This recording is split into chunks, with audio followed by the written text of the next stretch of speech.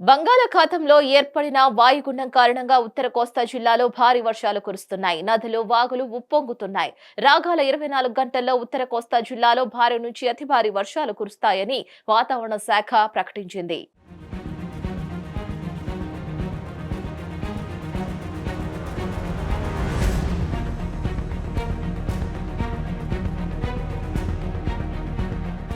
ఇవాళ కూడా ఉత్తరాంధ్రలోని పలు ప్రాంతాలలో భారీ వర్షాలు అతలాకుతలం చేశాయి. ఎగువన కూడా వర్షాలు కురుస్తూ ఉండడంతో శబరి నదితో పాటు పలు వాగులు పొంగి ప్రవహిస్తున్నాయి. ఏపీ, ఒడిశా మధ్య ఉన్న 316 జాతీయ రహదారిపై పలు చోట్ల గండ్లు పడ్డాయి. చిత్తూరు, కల్లేరు గ్రామాల మధ్య గండ్లు పడడంతో ఏపీ, ఒడిశా మధ్య రాకపోకలు నిలిచిపోయాయి. భారీ వర్షాల నేపథ్యంలో ఏపీ మంత్రులు అచ్చెన్నాయుడు, వనిత అధికారులను అప్రమత్తం చేశారు. మంత్రి అచ్చెన్నాయుడు శ్రీకాకుళం జిల్లా కలెక్టర్ స్వప్నిల్ దినకర్ తో మాట్లాడారు.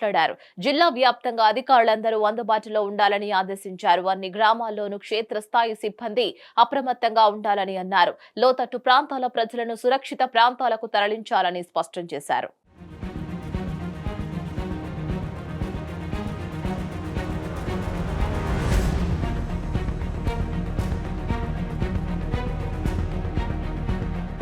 సహాయ చర్యల కోసం ఎన్డీఆర్ఎఫ్ సిబ్బంది సేవలు ఉపయోగించుకోవాలని అచ్చెన్నాయుడు సూచించారు. విద్యుత్ సమస్యలు పరిష్కరించేలా సిబ్బంది సన్నద్ధంగా ఉండాలని తెలిపారు.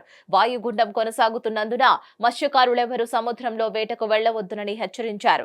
అటు హోంమంత్రి అనిత వర్షాలపై విజయనగరం, శ్రీకాకుళం, అల్లూరు సీతారామరాజు జిల్లాల కలెక్టర్లతో మాట్లాడారు.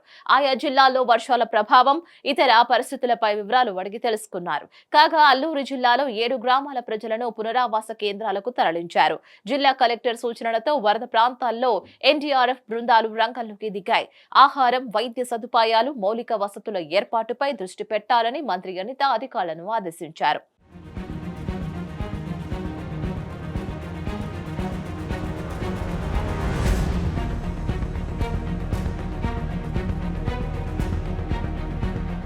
మరిన్ని వాతావరణ హెచ్చరికల కోసం please like, share and subscribe to hit TV. Hit TV app ని డౌన్లోడ్ చేసుకోండి. ఇందులో short news, live news, entertainment movies అన్ని అవైలబుల్ గా ఉన్నాయి. Please download Hit TV app. Hit TV app hit TV యాప్ని ఫ్రీగా డౌన్లోడ్ చేసుకోండి.